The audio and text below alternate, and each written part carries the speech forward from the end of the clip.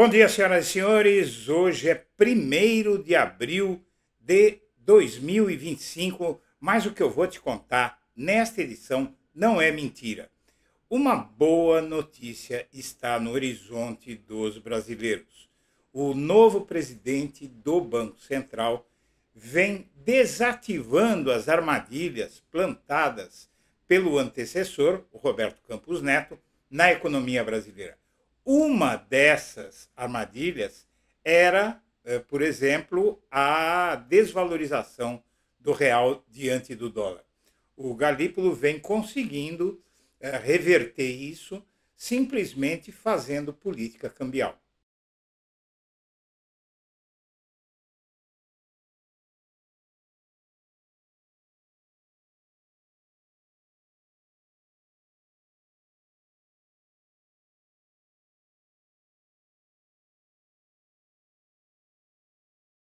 Eu vou ler o manifesto do Sem Milha, que foi subscrito por centenas de pessoas no blog. Em 15 de setembro de 2007, o jornal registrou aqui que foi organizado por Eduardo Guimarães. Em 2009, o Blog da Cidadania convocou outra manifestação diante da Folha de São Paulo. No dia 9 de março de 2009, o Blog da Cidadania convocou nova manifestação por conta de que o jornal disse que a ditadura militar brasileira tinha sido uma dita branda. Mais uma vez, o movimento foi convocado pelo blogueiro Eduardo Guimarães. Mais uma vez, a mídia alarma a sociedade, empresários postergam investimentos, consumidores param de comprar, as demissões chegam a centenas de milhares.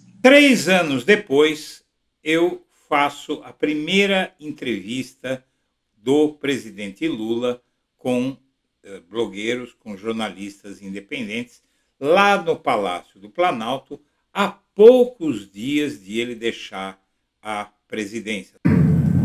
Como é que o senhor explica um país que melhorou tanto, está tão mal-humorado, presidente?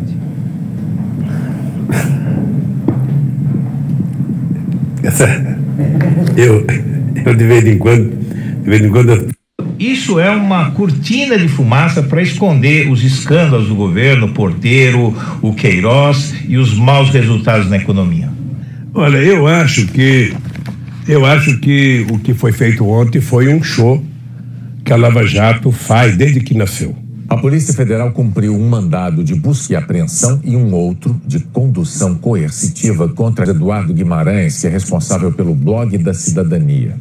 Em março do ano passado, com uma semana de antecedência, Guimarães publicou que o ex-presidente Lula seria alvo de uma das fases da Lava Jato. Agora, com a condição coercitiva do blogueiro Eduardo Guimarães, muitas pessoas começaram a levantar a tese de que isso foi para conseguir alguma prova contra o ex-presidente Lula. O senhor enxerga assim? Olha, eu não tenho detalhes sobre o procedimento do Eduardo, mas o que eu vi é que houve ali mais uma violação. Eduardo Guimarães, do Blog da Cidadania. Boa tarde, senhoras e senhores. Boa tarde, presidente Lula. Primeiramente, eu gostaria que nós nos congratulássemos pela mudança de cenário em que nos encontramos. Na situação em que nos encontramos, eu acho que vale alguma comemoração, porque hoje nós temos esperança. O que é política cambial? Eu não vou fazer um programa sobre economia, mas é só algumas pinceladas para a gente entender o que é que está acontecendo no nosso país, o que é que está acontecendo na sua vida. Muito bem, política cambial é você manter uma relação entre o preço da moeda nacional e a moeda que domina o mercado mundial, que é o dólar, uma relação saudável. Se você mantém o dólar num patamar muito barato, você estimula a economia, o poder de compra da população cresce e a condição de vida de todo mundo melhora. Se você estimula a desvalorização da moeda nacional, você propicia ao exportador exportar mais, ganhar mais dinheiro e trazer mais dólares para o Brasil, quando a gente precisa de dólares.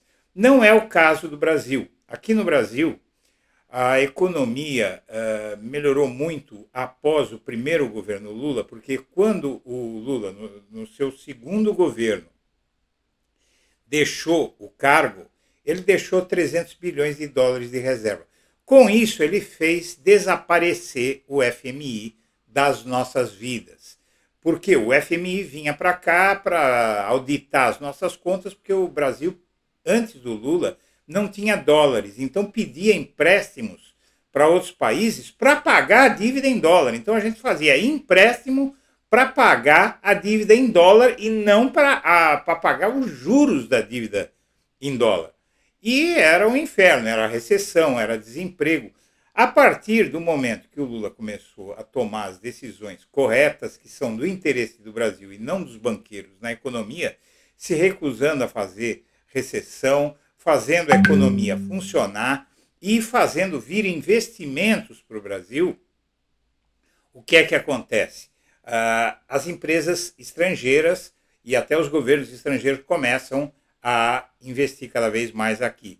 E isso aconteceu nos últimos tempos. Por quê? Porque o Brasil, a economia do Brasil vem demonstrando vitalidade e aumentou bastante o fluxo de investimentos no nosso país.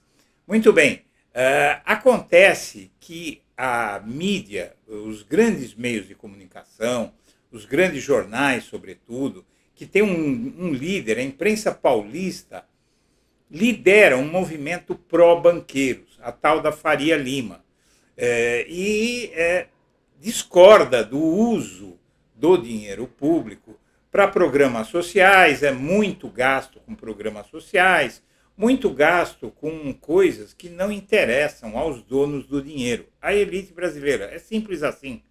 Não é? Então, o que eles querem é taxa de juro alta, é desemprego alto, porque isso barateia a mão de obra das grandes indústrias. Então, empresário brasileiro não gosta de pagar salário. Eles enxergam, inclusive eu tive uma indústria, eu posso te dizer, o empresário brasileiro, ele enxerga o salário, ele enxerga a folha de pagamento, ele enxerga os empregados como um mal necessário, não como um bem necessário, como algo que se deve fazer, se deve investir no trabalhador para que ele desempenhe cada vez melhor o seu trabalho, cresça, porque com a população crescendo, o país cresce junto. E é essa a política do Lula, é por isso que eu apoio o Lula.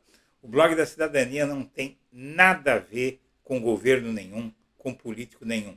A gente não recebe um centavo de publicidade oficial. O que eu digo aqui eu vivo da publicidade do Google, que é a publicidade das empresas privadas, que você assiste aqui no canal, e da colaboração do público, né, que nos apoia. Então, o que acontece é que eu estou dizendo essas coisas porque o Galípolo foi colocado pelo Lula no final do ano passado no comando do Banco Central para desfazer as armadilhas de Campos Neto, que é o neto de um dos piores ministros da economia que o Brasil já teve, que foi o Roberto Campos, que foi ministro durante a ditadura militar e arrochou salários com a economia, com a inflação altíssima do Brasil. O Roberto Campos congelou os salários, congelou o salário mínimo, e é isso que eles gostam. Por quê? Porque a economia não tendo essa força toda, tendo inclusive alguma inflação, eles elevam os juros, eles põem os juros nas alturas. Eles conseguiram, o Bolsonaro deu isso para eles, fazer o Banco Central independente. O que é independente? Eles enchem de banqueiro o Copom, que é o Comitê de Política Monetária Nacional, que decide qual vai ser a taxa de juros do país. Eles põem esse monte de banqueiros lá, e o que é que acontece? Eles têm a prerrogativa de decidir quanto eles vão cobrar de juros de nós, de mim, de você. né? Então, na verdade, a gente vê agora o trabalho do Galípolo desfazendo as armadilhas do Campos Neto, e uma delas foi deixar congelar a política cambial. Então ele não fazia nada. Havia um movimento que fazia o dólar se valorizar, em vez de vender um pouco das reservas, que o Brasil já está com quase 400 bilhões de reais de dólares de reserva. Então, em vez de vender um pouco de dólar para fazer o preço baixar, o preço do dólar, deixava solto. O dólar subindo chegou a 6,20 o ano passado, né? Quando o Roberto Campos Neto saiu, o dólar estava 6,20 e agora está 5,70. O real sofreu uma valorização muito grande. A valorização do real torna o brasileiro mais rico. Basicamente, você fica mais rico. Se a moeda brasileira se valoriza, eu falo rico no sentido de você ter uma condição melhor de vida. Então, com isso, a inflação também tem caído, porque com o dólar parado, ou caindo o preço do dólar, o custo das empresas é menor, com matéria-prima, porque o dólar influi em tudo, porque a gente depende de muitos insumos importados. Então, com isso, o Campos Neto armou essa armadilha de não mexer na política cambial, o dólar disparou e a inflação disparou, e agora o Campos Neto, antes de sair, deixou uma bomba relógio de vários aumentos da taxa Selic, a taxa básica de juros da economia, para explodirem nos primeiros meses da gestão do Galípolo como presidente do Banco Central. E aí, com isso, ele esperava que todo mundo falasse: tá vendo? O Campos Neto fazia tudo certo, porque o Galípolo, que o Lula apostou tanto, está fazendo tudo igual. Só que ele fez isso para evitar um ataque especulativo no início. E agora as coisas estão começando a mudar. O Galípolo já está sinalizando que o arroxo monetário, que é o aumento progressivo das taxas de juros, vai parar. Então, veja esses dados que eu separei para você e vamos comemorar, porque isso sinaliza um crescimento da economia que já está ocorrendo e que vai fazer com que a vida de todo mundo melhore, e nós vamos chegar a 2026 com musculatura. Os brasileiros que querem o bem do Brasil, não partido político. Eu não sou do PT, eu não sou de partido nenhum, não sou ligado a político nenhum.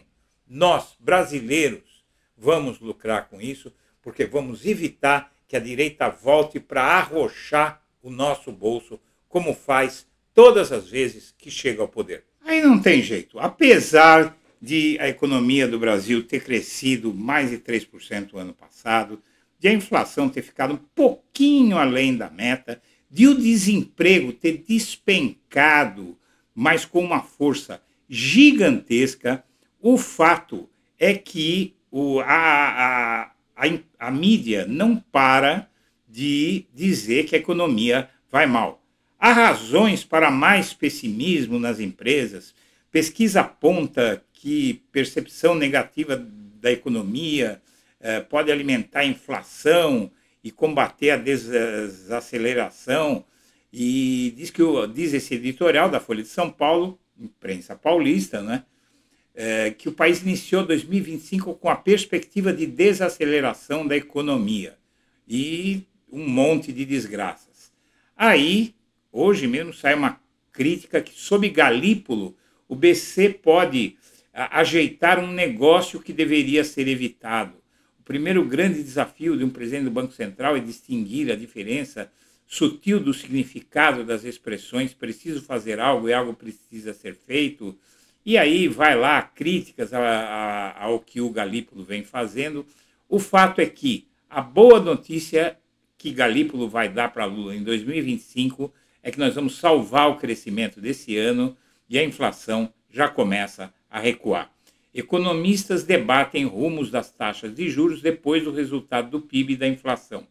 O presidente Lula e membros do PT, como Gleisi Hoffmann, batem na tecla de que as recentes altas de juros promovidas pelo Banco Central, liderado por Gabriel Galípolo, foram arapucas armadas pelo seu antecessor, Roberto Campos Neto. O Copom havia contratado 2 altas de 1 ponto percentual em dezembro, ainda na gestão Campos Neto. Durante esse ato, a maior parte dos economistas defendeu que o BC mantivesse o passo e elevasse os juros para além dessas 2 reuniões. Entretanto, depois do resultado abaixo do esperado do PIB do quarto trimestre, uma pausa no ciclo de alta de juros e até mesmo a possibilidade de cortes na Selic ao final do ano passado passaram a ser aventadas pelo mercado. Os economistas do banco JP Morgan reafirmam a alta prevista de 1 ponto na reunião que veio aí e na próxima também.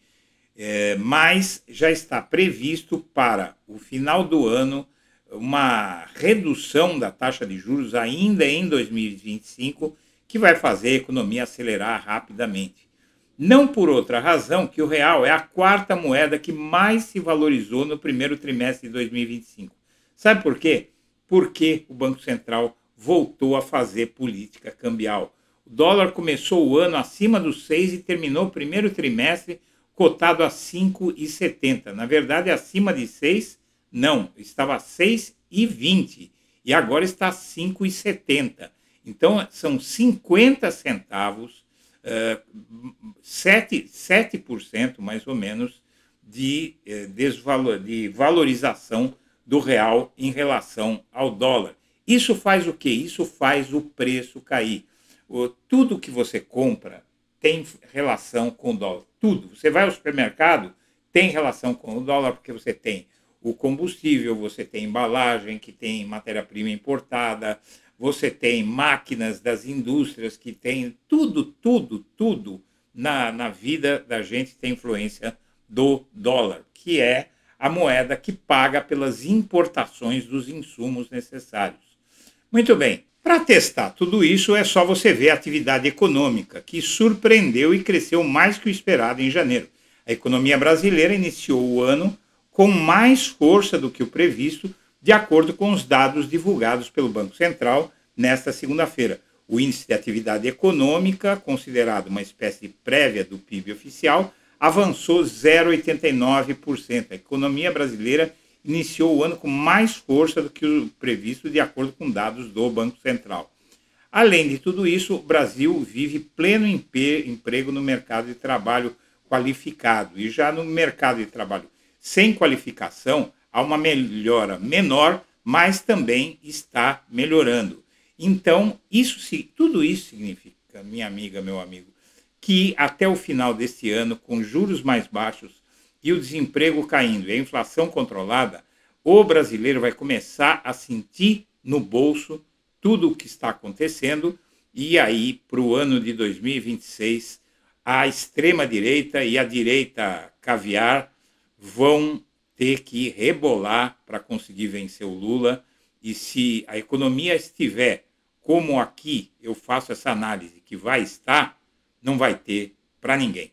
Senhoras e senhores, eu agradeço a atenção e deixo meu abraço para todo mundo.